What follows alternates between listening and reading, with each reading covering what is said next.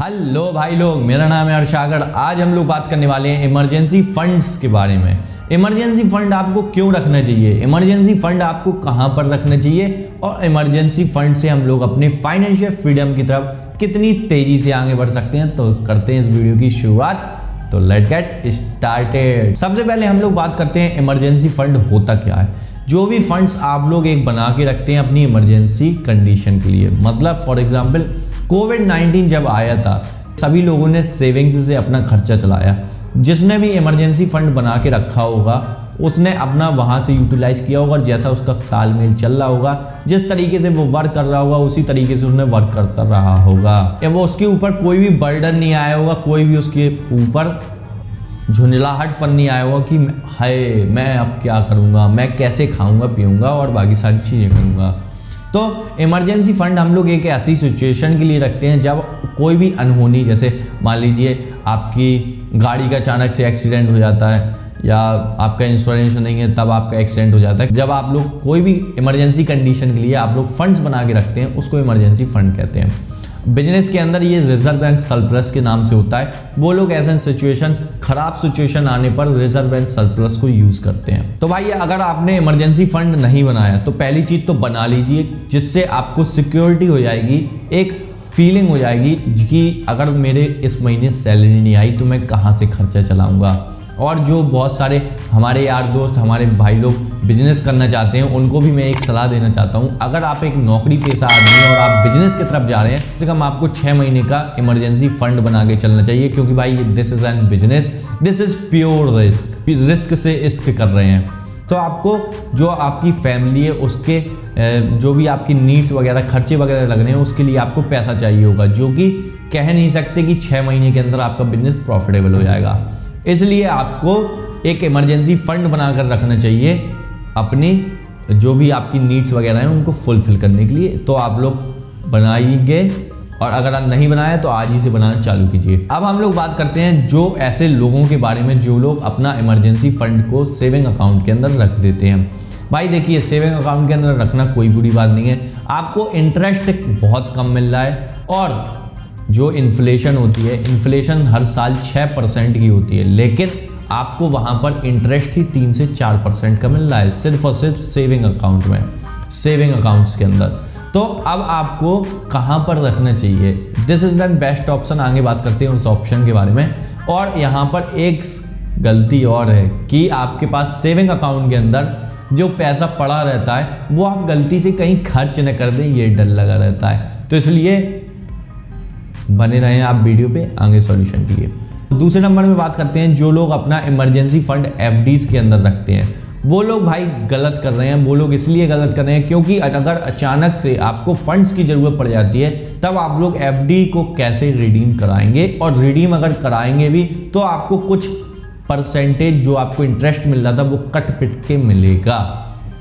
इसलिए आपको emergency fund FD के अंदर नहीं रखना चाहिए। और यहाँ पर आपको लॉन्ग टर्म कैपिटल गेन भी देना होता है। भाई पता था? नहीं पता था तो जान लो, सब्सक्राइब कर लो इस चैनल को।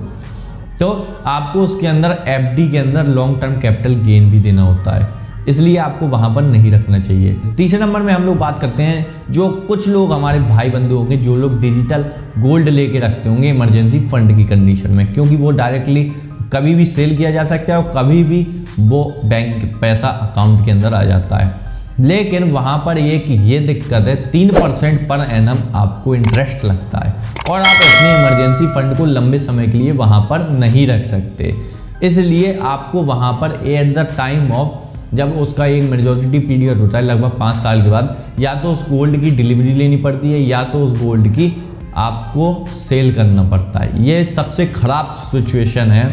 इसलिए मैं आपको एक चीज़ कहना चाहूँगा, और इसमें टैक्स तो लगता ही लगता है, इनकम टैक्स।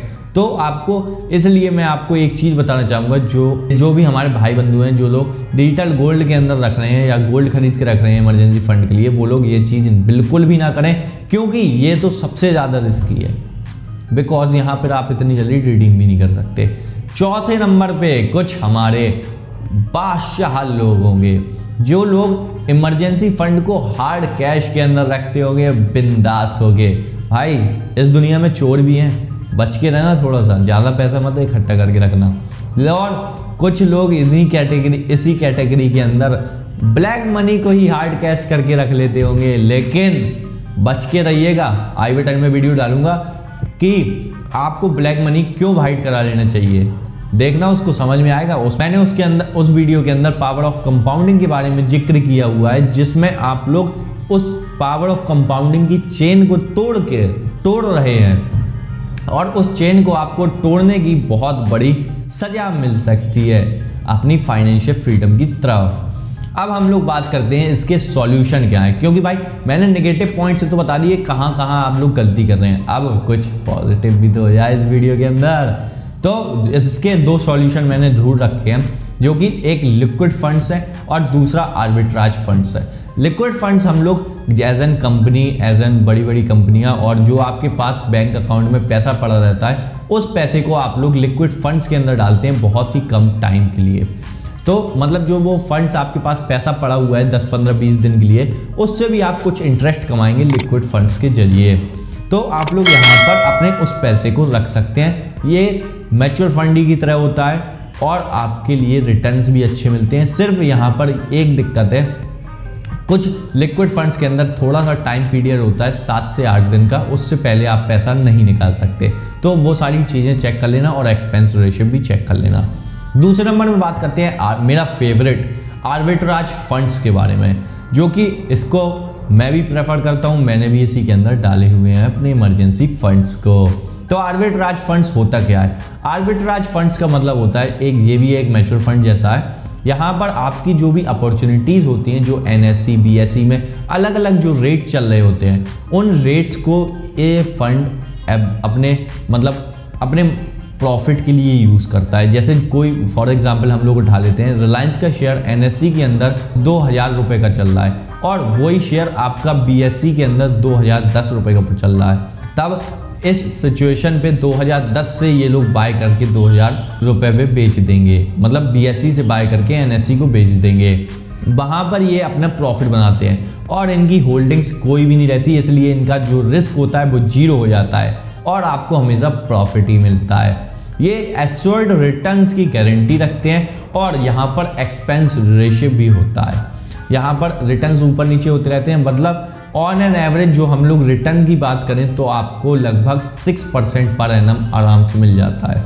6% से ज़्यादा ही मिलेगा, कभी 8 मिल जाता है। जिस टाइप की वॉलिडिटी होती है उस हिसाब से, मतलब जिस हिसाब से मार्केट ऊपर नीचे होता है, जितनी तेजी से वॉलिडिटी इंडेक्स जिसको कहते हैं, उसको देखते हुए आर्बिट्राज फंड्स का प्रॉफिट ऊपर नीचे होता है। तो आपको ये जानकारी सुनकर अच्छा लगा, आप आर्बिट्राज फंड्स कहाँ से जाके खरीद सकते हैं? आर्बिट्राज फंड्स आप जाके ग्रो ऐप से खरीद सकते हैं। लिक्विड फंड्स भी आपको ग्रो ऐप के अंदर मिल जाएंगे। डिस्क्रिप्शन पे लिंक है, ग्रो ऐप को जाके अगर खाता नहीं खुला है तो खाता खुलाएं और आज ही शेयर खरीदना चालू करें। बिकॉज अगर आपने इन्वेस्टिंग नहीं की तो आप फाइनेंशियल फ्रीडम को कभी अचीव नहीं कर सकते। इसलिए मेरा कहना ये सिर्फ ये है, जो भी आप अपना इमरजेंसी फंड बनाएं वो आप लोग आर्बिट्राज फंड्स या लिक्विड फंड्स के अंदर रखें। अगर आपको ये फाइनेंशियल नॉलेज अच्छी लगी हो तो आप हमारे चैनल को कर लीजिए सब्सक्राइब और बेल आइकन को भी कर दीजिए। धन्यवाद।